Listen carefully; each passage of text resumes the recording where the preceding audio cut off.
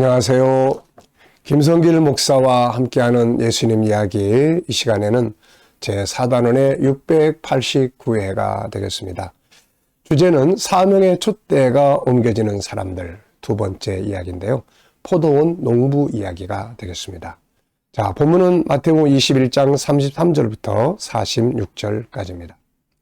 다른 한 비유를 들으라. 한 집 주인이 포도원을 만들어 산 울타리를 두르고 거기에 집 짜는 틀을 만들고 망대를 짓고 농부들에게 새로 주고 타국에 갔더니 열매 거둘 때가 가까움에 그 열매를 받으려고 자기의 종들을 농부들에게 보내니 농부들이 종들을 잡아 하나는 심히 때리고 하나는 죽이고 하나는 돌로 쳤거늘 다시 다른 종들을 처음보다 많이 보내니 그들에게도 그렇게 하였는지라. 후에 자기 아들을 보내며 이르되 그들이 내 아들은 존대하리라 하였더니 농부들이 그 아들을 보고 서로 말하되 이는 상속자니 자 죽이고 그의 유산을 차지하자 하고 이에 잡아 포도원 밖에 내쫓아 죽였느니라. 그러면 포도원 주인이 올 때에 그 농부들을 어떻게 하겠느냐? 그들이 말하되 그 악한 자들을 진멸하고 포도원은 제때의 열매를 바칠 만한 다른 농부들에게 새로 줄지니이다. 예수께서 이르시되 너희가 성경의 건축자들이 버린 돌이 모퉁이의 버릿돌이 되었나니 이것은 주로 말미암아 된 것이요 우리 눈에 기아드다 함을 읽어본 일이 없느냐. 그러므로 내가 너희에게 이르노니 하나님의 나라를 너희는 빼앗기고 그 나라의 열매 맺는 백성이 받으리라.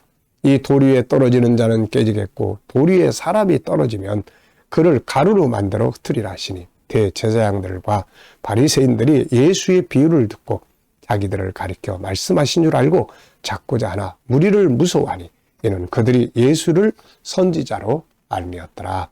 아멘. 자, 마태복음 21장 23장까지는 예루살렘에 입성하신 주님께서 사명의 맛을 잃어버린 예루살렘과 종교 지도자들 그리고 나아가서 유대인들에게 사명의 촛대가 옮겨질 것이라고 하시는 말씀이 기록이 되어 있습니다. 무화과 나무의 저주 사건을 통해서 열매 없는 유다 백성들, 지도자들 결국 심판받아 멸망할 것을 예언하셨고 비유들을 통해서 그들에게 주셨던 구원, 운동의 사명의 촛대는 이제 다른 사람들, 이방인에게로 넘어가게 될 것을 말씀해 주신 거죠. 자, 그래서 우리가 나중에 사도행전의 역사를 읽어보면은 예루살렘에서 시작되었던 구원의 역사는 나중에 이제 예루살렘은 멸망하고 안디옥 교회로 넘어가죠. 갈릴리 바다를 중심으로 부름받았던 예수님의 제자들 중심에서 이제 바울이라고 하는 인물로 이방인 선교가 옮겨지게 됩니다. 물론 예수님의 제자들도 열심히 사역하고 각자 자기들의 몫을 다했지만 그러나 세계 선교, 이방인들에게 복음이 전파되는 세계 선교의 중심 인물은 뭐니 해도 바울 사도죠. 그리고 그가 가서 전했던 이방인들 교회들, 유대인보다는 이방인들 교회들이 나중에 크게 부흥하고 발전하고 안디옥 교회. 안디옥 교회는 유대인들의 교회가 아니에요. 거기는 다양한 사람들이 모인 그야말로 온 세계 사람들이 모인 국제적인 교회죠. 거기서 선교사 파송. 그리고 이제 아시아 또 유럽 그러면서 유대인들도 돌아오는 숫자들이 있었지만은 그러나 이방인들의 복음 운동이 활성화되고 결국은 온 세계 속에 이방인들에 의해서 복음이 전파되고 지금 유대 나라는 세계에서 가장 복음을 받아들이기 어려운 예루살렘은 그렇게 돼버리고 말았습니다. 물론 개종한 유대인들도 많이 있지만은 그러나 그것은 전체에 비하면 작은 숫자죠. 자, 여러분, 지금 예수님은 그거를 말씀하시고 있는 거예요. 그래서 사명의 촛대가 이제 이방인에게 넘어간다 하는 것을 말씀하신 비유가 3개였잖아요. 유대 지도자들에게서 천대받던 사람들에게 그리고 유대인들에게서 이방인들에게. 첫째 비유는 지난 시간에 살펴본 두 아들의 비유였어요. 이 시간에는 두 번째 비유인 포도원의 비유를 살펴보겠습니다. 자, 본문을 보면 집주인이 포도원을 잘 이제 만들어가지고 농부들에게 새로 주었습니다. 농부들은 유대인들이고 또 그 유대 지도자들로 볼 수가 있는 거죠. 그런데 이제 열매를 맺을 시기가 돼서 세를 받으려고 종들을 보냈습니다. 당연히 감사함으로 열매, 세를 내놔야 되죠. 그런데 이 농부들은 이 주인이 보낸 종들을 옥에 가두고 쫓아내고 또 때려 죽이기도 하고 그랬습니다. 그래서 또 두 번째 또 보냈어요. 그랬더니 또 더 많은 종들을 보냈더니 또 그러는 거예요. 이번에는 아들을 보냈습니다. 아들은 후계자니까. 그랬더니 이 농부들이 저 아들은 후계자니까 저 죽이면 이거 우리 게 된다. 그래가지고 아들까지 죽였어요. 그랬더니 그 후에 주인이 와가지고 농부들을 몽땅 다 죽이고 그 포도원을 열매를 바칠 만한 다른 농부들에게 맡긴다는 내용입니다. 자, 하나님이 이들에게 맡긴 포도원은 뭘까요? 바로 천국운동. 아브라함으로부터 더 나아가서 아벨로부터 시작된 이 천국운동, 구원의 역사죠. 하나님을 섬기고 천국 복음 온 세계에 전하고 세계를 구원하는 바로 이 구원 계획을 이루는 사명입니다. 그런데 이들은 이 사명의 맛을 잃어버렸어요. 유대인들. 하나님께서 아브라함한테 야, 네가 땅의 모든 족속의 복의 근원이 된다. 나중에 그의 자손들인 이스라엘 백성들을 애굽에서 건져내서 시내 산에 모아놓고 출애굽기 19장 5절 6절에서 야, 온 세계가 다 내게 속해 있어. 내가 너희를 세계를 위한 제사장 나라를 세울 거야. 나중에 그 땅에 들어갔을 때 수많은 선자들이 와서 복음이 예루살렘에서 또 온 세계에 전파될 거다. 인류가 열방이 돌아올 거다. 이런 예언들을 얼마나 많이 했습니까? 근데 이들은 아예 그런 사명의 맛은 다 잃어버렸어요. 하나님과의 관계 자체도 형식만 남아있는 겁니다. 장사꾼의 소굴이 되어버린 거예요.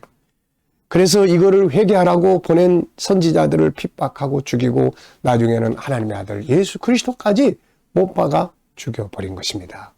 그래서 하나님은 결국 그들을 심판하시게 되는 거예요. 그래서 서기 70년에 예루살렘 다 멸망하고 수많은 사람이 다 죽고 소생 불가능할 정도로 망해버렸지만 그래도 하나님이 그들을 통해서 이루고자 하시는 이 언약 때문에 다시 돌아오게 하셔서 지금 팔레스틴에 다시 돌아온 겁니다. 그러면 다 회개하고 돌아와야 되는데 하나님은 믿는데 예수는 안 믿는단 말이에요. 아직도 아들을 거절하고 있다는 것이죠. 물론 부분적으로 개종하고 돌아온 유대인들도 많이 있습니다만은 전체적으로 보면 지금 그러고 있는 거예요. 그리고 복음운동은 지금 누굴 통해서 세계 속으로 계속 흩어지고 있습니까? 바로 이방인들이에요. 예수님이 지금 이걸 이야기하시는 거예요. 그들에게 맡기셨던 천국운동의 포도원은 인류 구원의 사명은 이제 이방인들에게 다 맡겼습니다. 그래서 이방인들을 통해서 온 세계의 복음이 전파되고 있는 거죠. 우리는 이 말씀을 보면서 다시 한번 사명의 열매, 사명의 맛을 잃어버려서는 안 된다는 것을 기억을 해야 합니다. 교회가 교회로서의 사명의 맛을 잃어버리면 결국은 친교 집단이 되고 통통 비고 오늘날의 유럽의 교회들이 레스토랑으로 바뀌고 이슬람 사원으로 바뀌고 아니면 다 뜯어 해체시켜버리고 지금 그러고 있잖아요. 지금 이게. 네. 교회가 교회로서의 사명의 맛을 잃어버리면 결국 이렇게 되는 거예요. 성도가 성도로서의 사명의 맛을 내지 못하면 결국 버림받고 그 사명의 촛대는 또 다른 사람들에게 옮겨가게 됩니다. 교회와 성도들이 감당해야 될 사명의 촛대라는 게 무엇입니까? 첫째는 하나님과의 온전한 관계를 통해서 하나님만이 참 신이심을 사람들에게 드러내는 것이요. 둘째는 천국 복음, 구원의 복음, 구세주 예수 그리스도를 온 세계에 전해서 택한 백성들을 구원하는 이 선교적 사명이요. 셋째는 믿는 자로서의 의의 열매들을 맺어서 하나님께 영광을 돌리는 이런 열매들이란 말이죠. 그런데 안타깝게도 오늘날도 많은 교회들과 성도들이 어느 사이에 물질 문명에 취해가지고 사명의 맛은 잃어버린 채로 세속화되어 가고 친교 집단처럼 되어가고 오히려 세상 사람들보다 더 못한 삶의 모습들을 가지고 하나님의 이름을 욕되게 하는 일들도 너무너무 많아지고 있다는 겁니다. 참 안타까운 일이에요. 우리 세대도 그런데 이게 우리 자녀들의 세대에 가면 과연 대한민국의 이게 교회의 역사가 어떻게 될 거냐 이거. 지금 이렇게 호화롭게 만들어진 멋지게 만들어진 예배당들이 과연 어떻게 될 거냐 이거. 참 안타까운 일이 아닐 수 없습니다. 그래서 열심히 우리가 다음 세대를 바르게 키우기 위해서 애써야 되고 우리 스스로가 올바른 믿음에 설 수 있도록 열심히 최선을 다해 가야 되는 것입니다. 하나님이 전쟁터로 폐허가 되어버렸던 이 대한민국 땅의 선교사님들과 수많은 세계 사람들의 기도로 이 땅을 부흥하게 하셨고 복을 받는 민족, 세계적인 경제 국가가 되게 했습니다. 그런데 안타깝게도 물질 문명은 거꾸로 교회를 변질시키고 성도들을 하나님을 떠나게 만들고 있는 거죠. 이런 안타까운 시대에 우리는 정신을 차려서 교회가 교회다움을 만들어 가야 하고, 성도들은 성도다운 맛을 낼 수 있어야 하고, 무엇을 하든지 복음 증거의 사명의 맛을 놓쳐서는 안 된다는 것이죠. 주님은 오늘 본문에서 이렇게 말씀하세요. 43절에 그러므로 내가 너희에게 이르노니 하나님의 나라를 너희는 빼앗기고 그 나라의 열매 맺는 백성이 받으리라.